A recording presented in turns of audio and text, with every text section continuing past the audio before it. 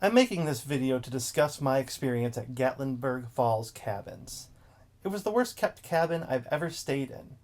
My experience started at check-in. They have a virtual check-in that they can do, but it wasn't prepared when I got there, even though I sent in all the forms.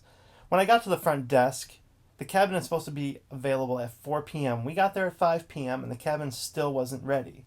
They said an inspector was at the cabin at that very moment. We were given the wrong address to get to the cabin. When we called them, they argued that it was correct, but it was not. We found a similar address and went there, and we were right. It was about 15 minutes away from the address that they gave us. We called them again to tell them, and they refused to believe us and argued with us that they gave us the right address, which was clearly incorrect. Upon getting to the cabin, we noticed it was quite run down.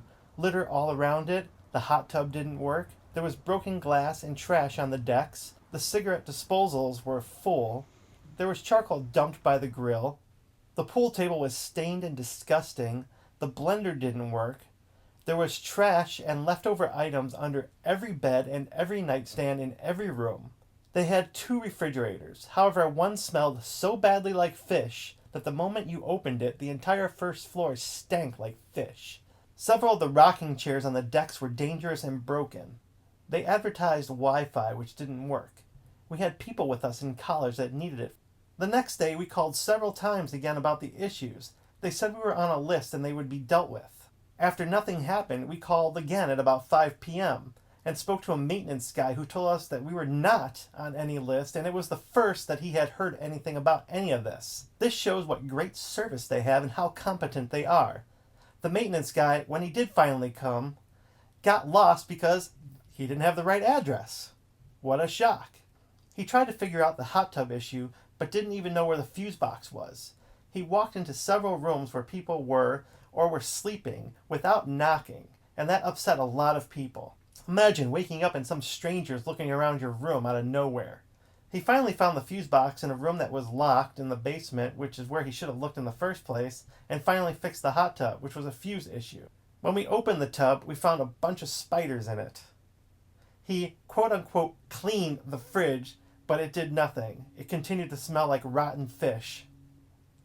The maintenance guy made excuses about the Wi-Fi, saying that they were damaged due to the fires that happened in November, but I don't believe this to be the case. When we were anywhere else, the Wi-Fi worked fine, and it was 5 months since the fires, enough time to fix any issues. If this were an issue, why did they advertise that this cabin had Wi-Fi when it hadn't worked in 5 months since this fire?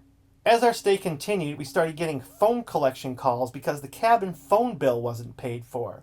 It rained a lot when we were there, and when it rained harder, it leaked in the kitchen, which was coming from between electrical sockets and quite dangerous. I get if there's 1 or 2 issues, nothing is perfect. But when you have all this, you try to tell them, and they don't really do anything, that is a problem. How can you give guests the wrong address? Even the maintenance guy said he got lost because they gave him the wrong address. Is that not odd? Every time we called, no one really seemed to want to help or do anything. In my life, I've never dealt with such poor customer service or a disgusting place I've stayed at. We had a large group of hardworking people try to take a vacation and we ended up dealing with other people's problems, and we paid a lot of money to do that. If I wanted to deal with problems, I wouldn't be on vacation, I would have stayed home. We drove 11 hours to our cabin, which wasn't ready an hour after it was supposed to be, and it was supposed to be being inspected when we got there. So how did they miss so many problems if it was inspected just as we were getting there? No one stayed there the night before. Why was so much missed? Truth be told, it would have been better to sleep on the street at this point. There are a lot of cabin rentals in Gatlinburg. I've stayed at different places and I know which ones are my favorites. You can go anywhere else and get better service. Don't give Gatlinburg Falls Cabin 1 penny of your money because they will screw you. It is not worth it unless you enjoy dealing with problems. After over a week of being ignored, today someone named Constantine called, who is some sort of rep with them, to discuss the Better Business Bureau complaint I filed. She accused us of not calling about many of these issues, which is completely false. She accused me of lying. She said that the most she could refund was about 30% or $600 of what we paid. We actually paid $3,225.45, which 30% is $967.64. Obviously, math is not a strong point of theirs either. I told her that another rep, Heather Vandermark, offered us over $700 in a free night stay. She said that wasn't true. Let me play you her actual response, and if you look above, you will see the actual email that I received from Heather. You can be the judge. The most I would be able to do is the offer less than a little under 30%, which would be around $600. Is there anything else I can do for you? Well, Heather even offered me more than that. Okay, well, I have Heather's notes here that says she offered you $600. Nope, go through them again because there's a $700 offer in there. Okay, sir, well, I'm Plus sorry, a free night of stay, too.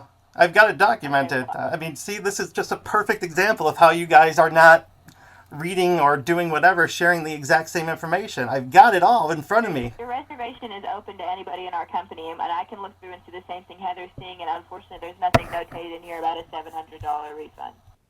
Who's wrong here? There is no excuse for what happened. This is not an isolated incident.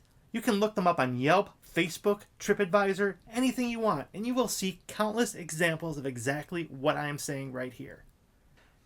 My advice to you is if you want a relaxing and nice vacation, do not do it with this awful company. This company has flat out accused me of lying. They've accused me of not reporting things, which we did. And they've accused me kind of making things up as we went along. You don't need this. You can stay anywhere else in Gatlinburg and get better service. You could probably sleep in the woods and be better off. Don't support a business like this. Let's get them out of Gatlinburg. You will be so much happier if you stay anywhere else but with these people.